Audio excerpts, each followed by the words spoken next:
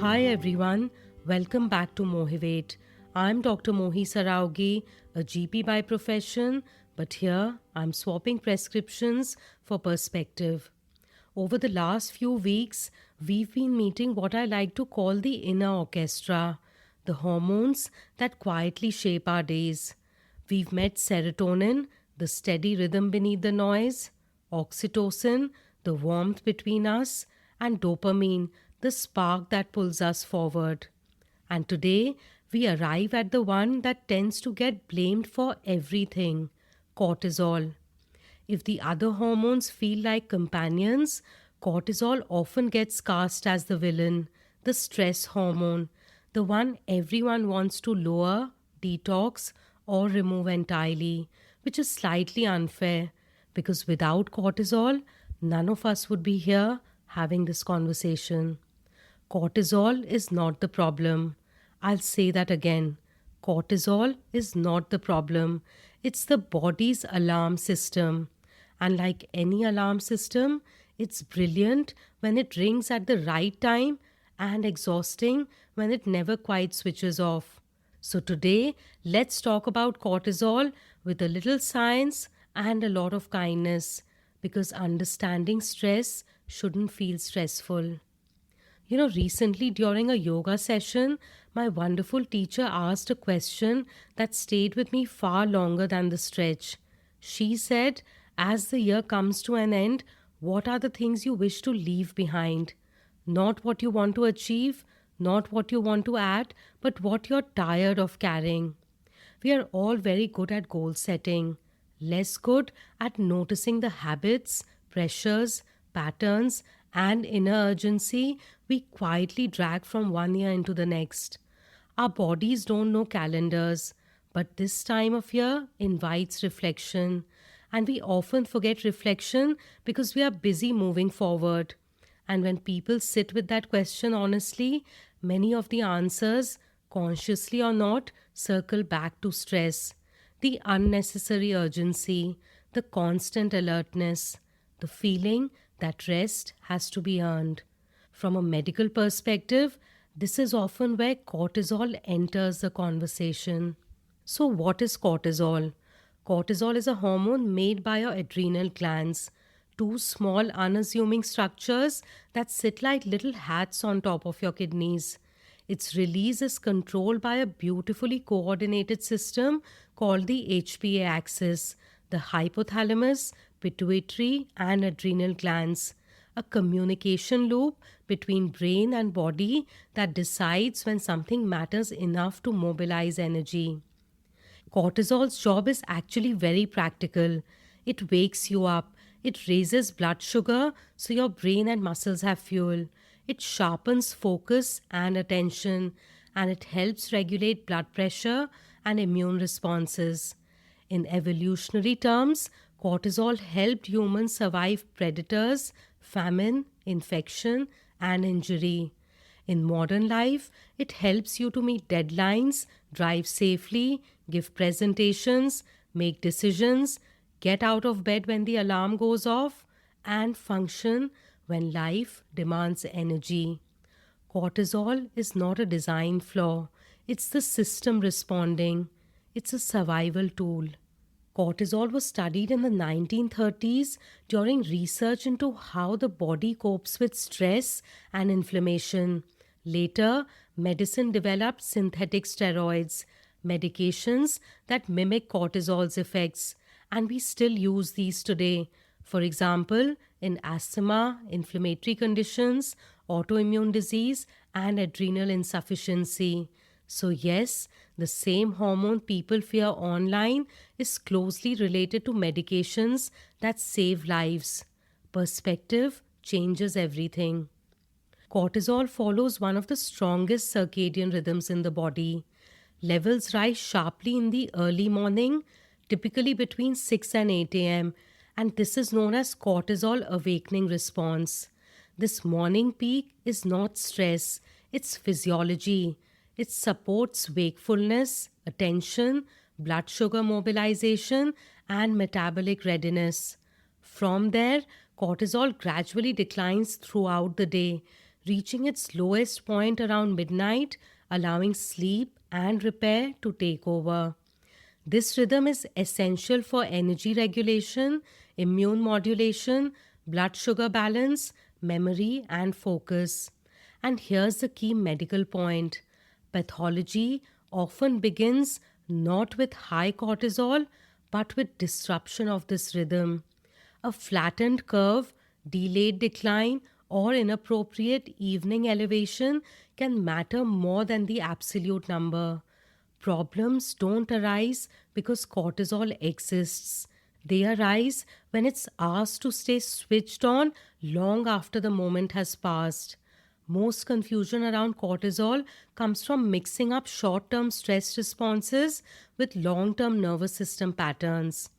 Before we personalize stress, let's understand this distinction between acute stress versus chronic stress. Acute stress can be productive. It mobilizes energy, sharpens focus, enhances survival. Chronic stress is different. With prolonged exposure, the nervous system may adapt by blunting the cortisol response.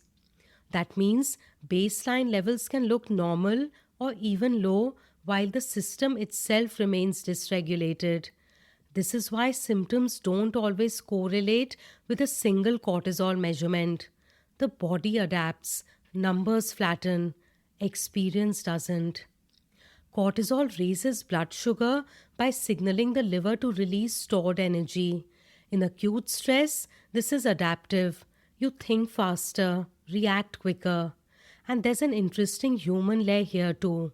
Reaction comes from ego, and response comes from stillness. But physiologically, the body is simply trying to keep you safe. But with chronic exposure, the same mechanism becomes maladaptive. Persistent cortisol signaling can contribute to insulin resistance, central fat accumulation, muscle breakdown, impaired memory, disrupted sleep, and mood dysregulation, which is why chronic stress often sounds like I'm tired but wired, I'm hungry but unsatisfied, I'm busy but unfocused. And the hippocampus, a key memory center in your brain, is particularly sensitive to prolonged cortisol exposure. The body doesn't distinguish very well between physical threat, emotional threat, or cognitive threat. An unanswered email, a tense conversation, a looming bill, or global news on repeat can all register as something's wrong, stay alert. So cortisol rises again and again without resolution. No sprint, no release, just vigilance. And this is where stress starts to show up differently in different bodies. One more thing that's worth gently acknowledging, especially for women, is that cortisol never works in isolation. It interacts closely with other hormones, particularly estrogen and progesterone. When stress is persistent, cortisol can suppress ovulation, worsen premenstrual symptoms, intensify premenstrual dysphoric disorder, and amplify the emotional and physical shifts of perimenopause. High cortisol can also indirectly influence thyroid signaling, not because the thyroid is failing, but because the body is prioritizing survival over regulation. Sometimes the symptom is not a hormone problem on its own, it's stress speaking through hormones. And that matters because it reminds us that the body isn't broken, it's responding. And sometimes being told your hormones are normal doesn't mean nothing is happening. It just means the conversation needs to be wider. I often joke that everyone has their own cortisol personality. My friend's cortisol rises because she creates problems for herself, hypothetical ones, usually well in advance. My sister's cortisol rises because she creates tasks for herself and for everyone around her, many of which no one asked for.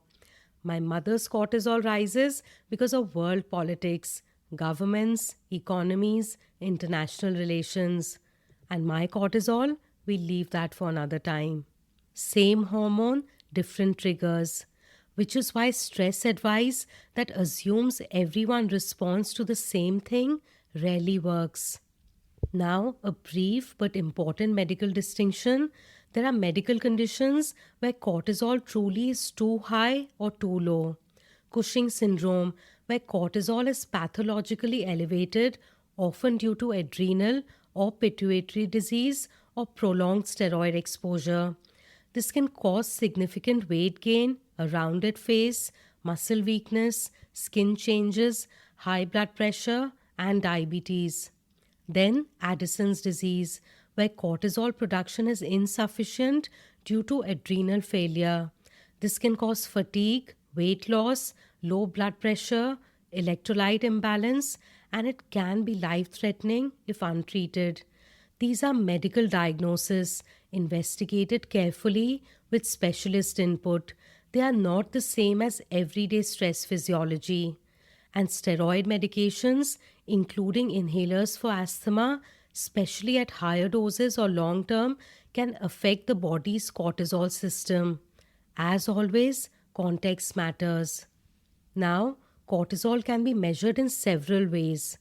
Blood tests for serum cortisol, this is highly time dependent. Then, saliva, useful for daily patterns but technique sensitive. Then, 24-hour urinary free cortisol, often used in diagnostic pathways. And hair cortisol. This reflects longer term exposure but still evolving. Each method has limitations. A single cortisol value taken without timing, rhythm, or clinical context is rarely diagnostic. In medicine, we interpret cortisol dynamically, not as a static number, which is why chasing cortisol levels from social media trends or big all in one health checks with 100 tests in one go often creates more anxiety than clarity. If testing is needed, it should always be discussed with your doctor and interpreted in context. And if you'd like a deeper dive into why numbers don't tell the whole story, episode 2 of MOHIVATE, Making Sense of Medical Tests, explores exactly that. So, what actually helps? Here's the key shift. The goal is not to remove cortisol. The goal is to help the body feel safe enough to let it fall. Cortisol comes down through cues of safety, often small, ordinary ones. Morning light matters. Cortisol naturally rises in the early hours. Remember, cortisol awakening response, usually between 6 and 8 a.m. in the morning. Letting daylight reach your eyes around that time helps anchor that rhythm and tells the brain the day has begun and the system can organize itself. Movement helps, not intense exercise, not punishment, just movement that tells the body energy can flow, not just brace.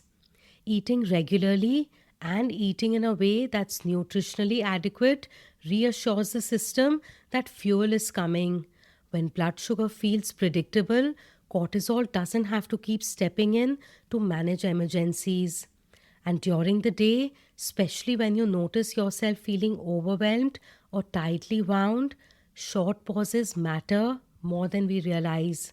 Stopping, taking a breath, standing up, walking for a few minutes, drinking some water, all this helps. Cortisol fluctuates throughout the day, and those small breaks help prevent unnecessary spikes from stacking on top of each other. And finally, silence, even if briefly, allows cortisol to complete its arc rather than stay suspended.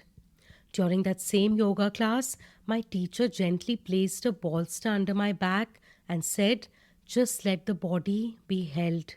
Nothing dramatic happened, no revelation. I didn't suddenly become the kind of person who says namaste unironically at the checkout, but something softened. Sometimes the nervous system settles before the mind understands why. Consistency matters more than intensity. And perhaps most overlooked of all, permission to rest without justification. Not because everything is finished, not because you've earned it, but because a body that feels safe doesn't need to stay on guard. And while addressing the sources of stress in our lives isn't always easy, becoming conscious of them, noticing what keeps us braced, what keeps us rushing, is often the first step toward changing how the body responds. And change, when it comes gently, is a form of growth. If I could ask the same question today, but this time as a GP, it wouldn't be about health goals. It would be about patterns. What habits are keeping your days feeling rushed, alert, or slightly on edge, even when there's no immediate danger? Not ambition, not responsibility, but perhaps the constant urgency, the ongoing self monitoring, the sense that rest has to be earned. From a medical perspective, these patterns matter because they are often the ones that keep cortisol switched on long after the moment has passed. Stress has a way of disguising itself as duty, and healing sometimes begins not by adding more but by carrying a little less. So, if you take one thing from today, let it be this: if serotonin steadies the rhythm within you, oxytocin softens the space between us, and dopamine pulls you forward, then cortisol is the watchful guard at the gate, not your enemy, just tired. And perhaps the kindest thing is not to silence the guard, but to let it know the danger has passed. Thank you for listening. I'm Dr. Mohi. Until next time, stay motivated. And if this episode helps something settle, even just a little, let it be a reminder that balance is something you return to, like coming home to yourself.